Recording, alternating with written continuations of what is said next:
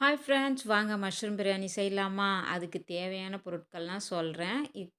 பர்ஃபெக்ட்டா வருங்க. நான் சொல்ற அளவுல நீங்க செஞ்சு பாருங்க. ஒரு மஷ்ரூம் பாக்கெட் 400 கிராம் அரிசி. இந்த அளவு தாங்க கரெக்ட்டா இருக்கும். அப்பதான் மஷ்ரூம் நெறைய நமக்கு சாப்பாட்ல கிடைக்கும். அதுக்கு தேவையான பொருட்கள் என்னன்றத சொல்றேன். 3 வெங்காயம் எடுத்துக்கங்க, 2 தக்காளி, 3 பச்சை மிளகாய், 1 கைப்பிடி புதினா, 1 கைப்பிடி கொத்தமல்லி, 1/2 லெமன் எடுத்துக்கங்க. அரிசி எடுத்து வச்சாச்சு. இஞ்சி பூண்டு பேஸ்ட் 3 ஸ்பூன். எல்லாத்தையும் எடுத்து வச்சதுக்கப்புறம், இப்போ வந்து குக்கர் வச்சு 1 ஸ்பூன் நெய், 2 ஸ்பூன் எண்ணெய் சேர்த்துட்டு, வெங்காயத்த நீல வாக்குல அரிஞ்சு இத நல்லா வதக்கிக்கங்க. அப்பவே கொஞ்சம் உப்பு சேர்த்துக்கங்க. 1 ஸ்பூன் போல உப்பு சேர்த்துருங்க.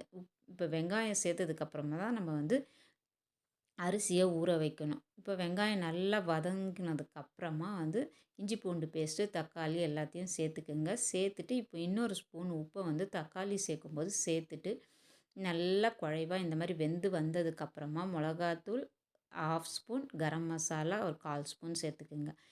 இப்போ வந்து காளான் வந்து ஒரு காளான 2ஆ வெட்டி சேர்த்துருக்கேன். சேர்த்துட்டு 1க்கு 2ன்ற அளவுல தண்ணி சேர்த்து, தண்ணி கொதி வந்த உடனே அரிசியும், லெமனையும் சேர்த்துக்குங்க. சேர்த்துட்டு இந்த ஸ்டேஜில உப்பு செக் பண்ணி பார்த்துக்குங்க.